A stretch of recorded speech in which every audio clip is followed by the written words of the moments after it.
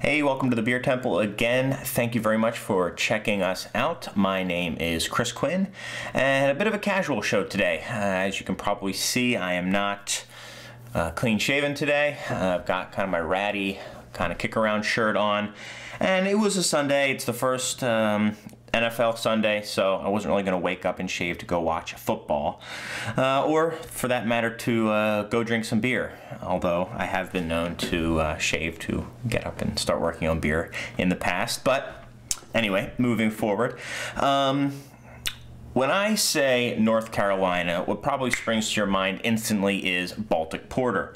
That is natural. They have at least 2 Baltic Porters that they bottle out there in that huge beer state of North Carolina. Of course, I'm joking, probably not very funnily, but I am joking. North Carolina, not necessarily known for their beer scene, although they certainly do have a beer scene.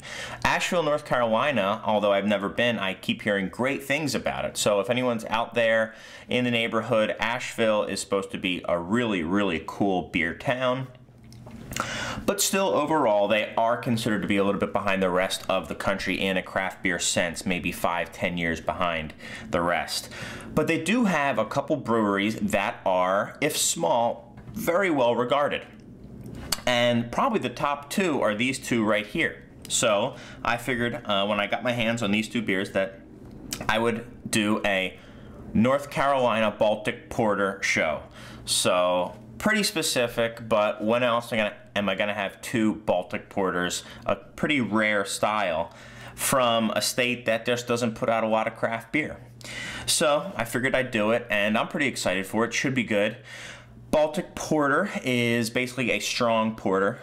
It's maybe an imperial porter, as it would be pretty much a synonym for it, but they call it Baltic Porter. The reason that it's called that is because back in the day when England was exporting their beers all over the world and was really looked to as kind of the porter expert, you know, London especially known for the porter, that's where porter was invented, they would ship their beers over to, and the Burton-on-Trent would also ship their beers over to Russia, and they liked their porters and stouts, and those 2 styles were very similar, especially back in the day. I mean, a stout was basically just a strong stout, and then an imperial stout was an even stronger stout, and that was mainly exported to Russia.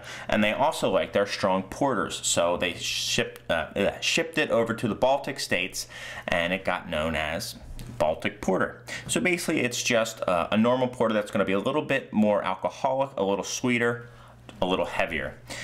Didn't really hear much from the Baltic Porter style at all. Pretty much a dead style, more or less, until the craft revolution boom, really the fall of communism. It kind of came back a little bit, and there are now a couple Russian, Polish breweries making really, really good Baltic Porters. But the 2 I have, getting back to North Carolina, are 2 breweries that are certainly the first of the show, and I've never had either of these beers, so it's the first time for me tasting these as well. The first is the Duck Rabbit from Farmville, North Carolina. Relatively new brewery by American brew pub standards. I think they opened up in kind of the mid-2000s, so less than 10 years old. By a guy, I don't know his name, but I was reading the head brewer was a philosophy major, got out of school, decided didn't want to do philosophy, wanted to brew beer. Kind of a reoccurring theme if you look into the history of a lot of American craft breweries. So he took kind of some of his philosophical background, and I guess in one of his readings they had this little diagram. This is kind of an off one, but it's supposed to be a duck and a rabbit, so he kind of liked that and wanted to kind of give a nod towards his past while kind of moving in the future with his brewery. So he named it the Duck Rabbit, and they call themselves the Dark Beer Specialists. So as you can tell, they only make dark beers, and really, Baltic Porter should fit right in there. You licking yourself again? Stop that, Maxie. All right, so let's look. Really dark beer, really not getting anything coming through on the light. Just almost black, maybe a hint, there you go. Just a hint of dark brown at the edges and a nice tan head. This beer is about 9%. And let's see, my dog is licking himself again. Relax there, Maxie. Chill out. I'm getting obviously big roasty flavors that you're going to get from a porter, but even more so, I'm starting to get in a little bit of a umami or meaty, kind of a soy flavor, and you get that sometimes with the bigger alcohol beers. It is to be expected. A lot of times that's from the alcohol actually killing off the yeast cells and rupturing them, and they kind of give off that flavor. But aside from that, I'm getting a lot of chocolatey coffee notes from it. Pretty, obviously you're not going to get a lot of hop from this. Not obviously, but you're not here. No fruit. I mean, I'm really just kind of getting that chocolate.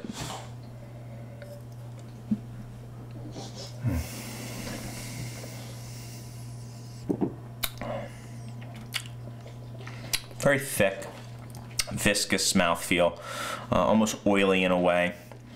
You've got that chocolate note in there really coming through, like a dark bittersweet chocolate. Not a lot of sweetness. I would not say this is a sweet beer at all. In fact, I'm a little surprised at the lack of sweetness here.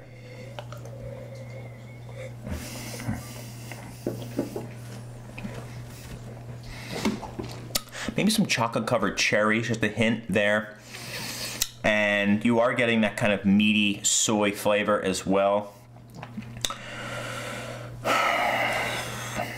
It's decent beer. It's drinkable. Not blowing me away here. You know, I'd like to see a little bit more complexity coming from that malt bill. And one thing I will say about it is it does hide the 9% very well. 9% is a pretty strong beer. I'm not really tasting the alcohol here at all.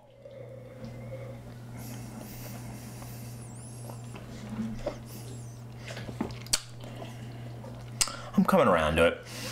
I mean, they do have that fruitiness is kind of building up a little bit, but you kind of have to go digging for it, you know. I'm gonna give this guy an 88. It's a good beer, solid effort, and certainly, you know, Baltic Porters, you don't see a lot of them, so I just like that somebody's out there brewing it. I was about to drink that kind of half porter water and decided against it. Max, stop it. All right, my dog, after he eats, he just sits there, and basically for dessert, he dines on his own paws. So, anyway, the next brewery is Foothills Brewery. They are from Winston-Salem, North Carolina, also a rather young brewery from American standards, you know, less than 10 years old. I mean, pretty much every brewery in America is young by European standards. But these guys opened in, I think, 2004, 2005, same as the Duck Rabbit, and although they don't specialize in dark beers, they do a Baltic Porter. This was a limited release beer. I think it was originally made for a couple of the festivals in which it did very well. Yeah, right there? Yeah, roll over there, bud. Sounds like the Sarlacc or something. So yeah, this actually won, GABF, won a gold and a silver at GABF originally. They did another bottling. Don't typically bottle a lot of beers here out of Foothills, so this is very limited. I think they do a hand bottling, certainly on a bottling line. I hear they're trying to change that. They've acquired some bottling equipment, so maybe we'll get to try some more of this stuff in areas outside the North Carolina area. But this is called just Baltic Porter. I don't think there's really a name to it. Yeah, just Foothills Baltic Porter. And comes in a 22 ounce, so you know you're going to want to drink it with some friends. And I believe this is also 9%, so right in there with it. This one has IBUs of 51, so that's really, really bitter. That's a lot of bitterness, more than a lot of IPAs are going to have. And sometimes people don't realize how bitter some of these dark beers are because the malt is so high as well that it overpowers it. More than just bitterness, you really want to know the ratio of hop bitterness to maltiness, and that's how you're going to get your balance. So as the malt goes up, you really do have to bitter these beers as well. Some of those Russian Imperial Stouts are going to be as bitter a beer as you try. But okay, so much lighter in the nose. I'm not getting any of that umami meaty flavor to it. Getting a nice roasty character as well. Sorry, I'm nudging my dog again, who's now on the prowl. See, I'm getting berries here. I'm almost getting like a chocolatey blueberry here. Very nice. See if I can pick out anything else. Sorry, guys. So they're sniffing and sniffing. Really nice smelling beer, though. Let's give it a taste.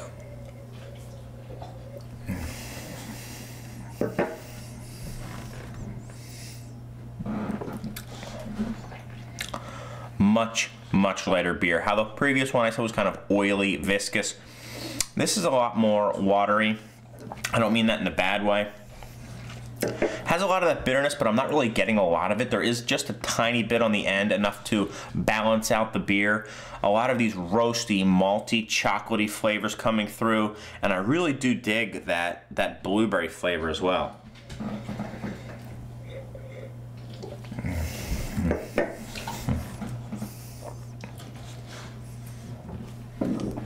Very nice. Thank you for the belch, Max. Yeah, really nice beer. Very drinkable. I mean, again, hides the alcohol, and in this case, scarily well. It's really kind of a lighter bodied beer for 9%, so I could easily see myself polishing this off. In fact, I've got the Jets game, the Jets-Cowboys game recording here, and I think I might have to sit and sip on this afterwards. Liking this beer quite a bit. I'm going to give this a 90. Solid effort from Foothills Porter, and actually the Duck Rabbit. Definitely worth trying to get either of these beers if you see them. And in general, try to find a Baltic Porter. There's one out of Russia called Baltic, and another from Poland. I believe it's called Zywiec, Z-Y-W-I-E-C. I'm not very good with those pronunciations, but go out, try a Baltic Porter if you are a fan of the stouts and the porters. It's right there in that family, and it's a style worth knowing. But that is about it for now. Thank you guys, as always, for watching, and thanks so much to Mike, Air Force Mike, for just a really awesome review that you left me. Mike, if you're out there, get in touch with me, and when you're back in the States, I'll hook you up with something pretty special. So thank you very much. It really means a lot to me that you guys are out there watching. And until next time, go enjoy some beer. Thanks.